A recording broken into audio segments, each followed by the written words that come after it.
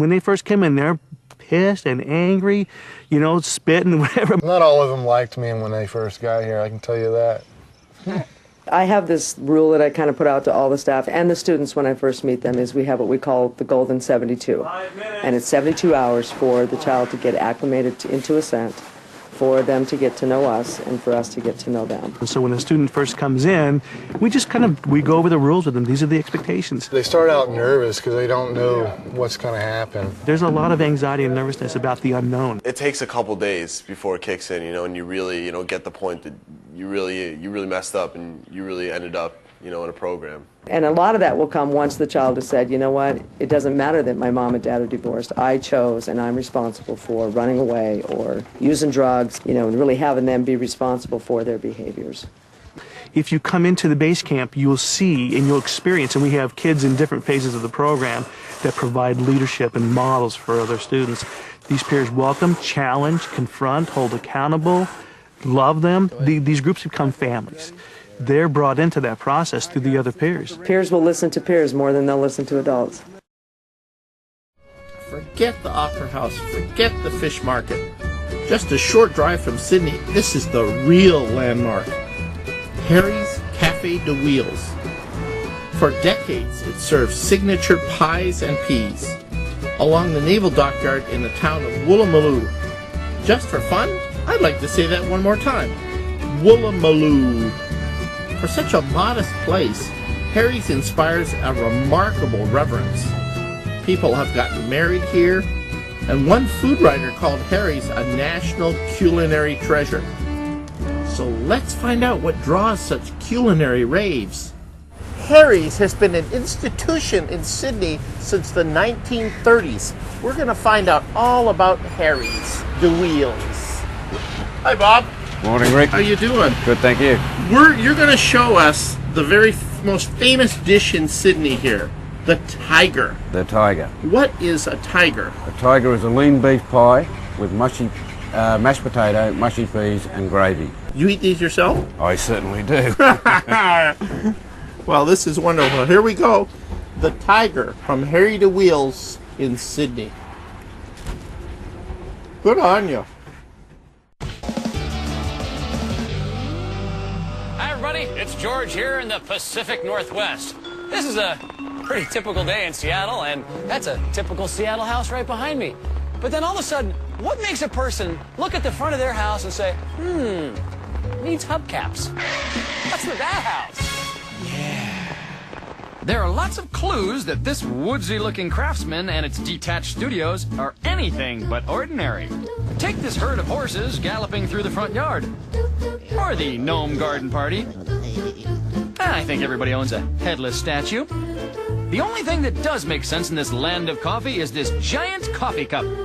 I'll have a half coffee cap with whip, please. Well, let's go meet this kitschy chick, Kelly, the resident artist. You know, I wish you would have dressed up and worn some colorful clothes for us. Well, the funny thing is, this is my, I'm out in the studio painting clothes. Well, you should see me when I get dressed up. Is it really? So this is like normal house as far as you're concerned? Mm-hmm. Very much so. I'm pretty traditional in my taste. I think that's obvious. KCTS Currents. Focus on the arts.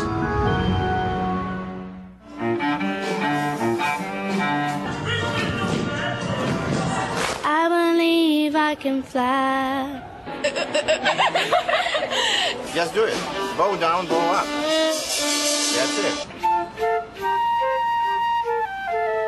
Seattle Center Academy is a 2-week summer arts program for 300 middle school kids from all over the King County, and we partner with 25 different arts organizations, and we do everything from pottery to painting to ballet, sculpture, symphony.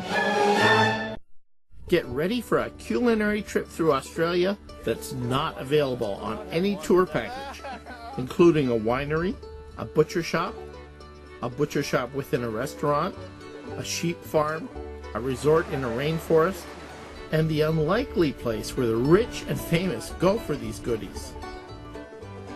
Our first destination, a landmark of charcoal grilling, is within a town affectionately known as the Festival City.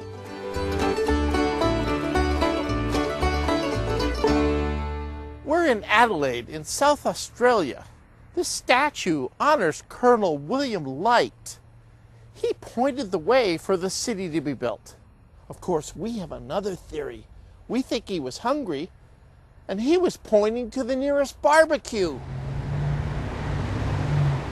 We think Colonel Light was pointing here to the original Barbecue Inn. Now, we suspect that the actual original Barbecue Inn was a cave somewhere in Africa 2 million years ago. But we'll cut the Adelaide version some slack, because these folks have been charcoal grilling longer than any restaurant in town, more than 40 years. When you guys first decided that I should come to the Ascent program, I really hadn't even looked at any of the behaviors that I was showing, and I honestly thought I could say something to get myself out of being here, and I learned pretty quickly that that's not the case, and that manipulating and arguing and lying and stealing and hurting my family is just not something that I want to do. I'm thankful that you guys sent me here, because I feel that I've really got a lot out of this, and it hasn't been easy for me to be away from you guys for this long, but I really appreciate it, and I really love all of you.